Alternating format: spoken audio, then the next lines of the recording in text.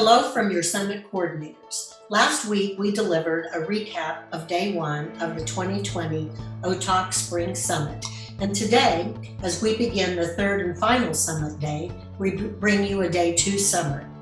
Day 2 began with Greg Paul's welcome addressing, "Why are we doing this?" Dr. Paul offered the metaphor of journey, referring to a process toward identity, a strong theme in the summit and also to the importance of belonging for our kids. Journey as a concept also provides a snapshot of connections, change, and growth, including our many conquests and challenges along the way. Following the journey metaphor, we encountered another literary reference, this time the Lightning Talk. A Lightning Talk is a very short presentation lasting only a few minutes, usually in a data blitz by speakers who deliver a very focused topic. In this case, 4 speakers each covered a topic that emerged in the earlier OTOK study circles. As we moved to the 4 presenters, Dr. Sue reviewed the advantages, challenges, and research related to mentoring as a strategy for improving at-risk youth outcomes. She noted that, at the least, mentoring should be combined with other strategies for reducing recidivism. Second, Kristen Kremer focused on the delivery of mental health services in rural and frontier regions, noting that providers might benefit from cultural competence training and a move towards more flexibility. Next, April Terry talked about the sensitive but critical issue of children who witness family violence, noting that our current COVID-19 crisis is found to exacerbate such situations. Finally, Dr. Jeff Ward presented a unique proposal, bringing the arts to very rural areas in Kansas that typically lack access to such opportunities for their youth. Working with the Community School for the Performing Arts, Dr. Ward seeks 2 satellite sites in western Kansas. Music professionals would deliver instruction to at-risk youth. While the Lightning Talks provided content about substantive issues, the next segment demonstrated another part of the OTOK toolkit. This section focused on the technical challenges of a systems approach. Dr. Sue talked about the why data, and the emphasis on data-driven decisions is important for the improvement in the juvenile justice system.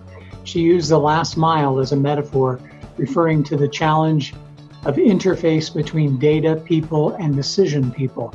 As Dr. Sue emphasized, the key lies in developing a local data system.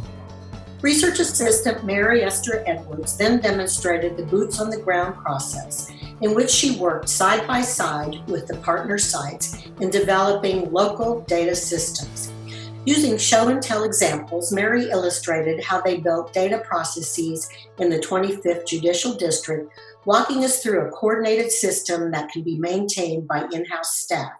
Finally, Dr. Sue offered the idea that statistics are people with the tears wiped away. This underscores the critical need for qualitative data to provide meaning behind the numbers. Mary again demonstrated the point through excerpts from a few of the many one-on-one field interviews. In total, the data demonstration provides a glimpse at what will become part of the final OTOK toolkit for communities across Kansas. From the field, participation was folded into the data conversations. Juvenile administrators Peggy Pratt and Katrina Pollitt offered feedback, reflection, and insights into ongoing challenges faced in 2 major ways. First, the collecting, utilizing, and maintaining adequate records in their districts, and second, the access and delivery of quality services for youth and families in remote areas. These discussions elicited high interest among the participants, illustrating the critical need for more dialogue that addresses specific needs of rural youth, their families, and the people who serve them. Important observations from Day 2 include almost every participant from Day 1 returned for Day 2. Everyone stayed for the after-session parking lot discussion, during which conversations are continued. While we can't repeat every point from the parking lot discussion, some highlights included: first, certain barriers to resources and services are uniquely encountered in rural areas. Second, unique barriers call for creative solutions in isolated communities. Third, Professionals often encounter conflicts among rules, program demands, and flexible solutions. And fourth, it is urgent to hear from people on the ground who work directly with youth in Western Kansas. Thank you for your time, your attention, and your commitment to our town, our kids.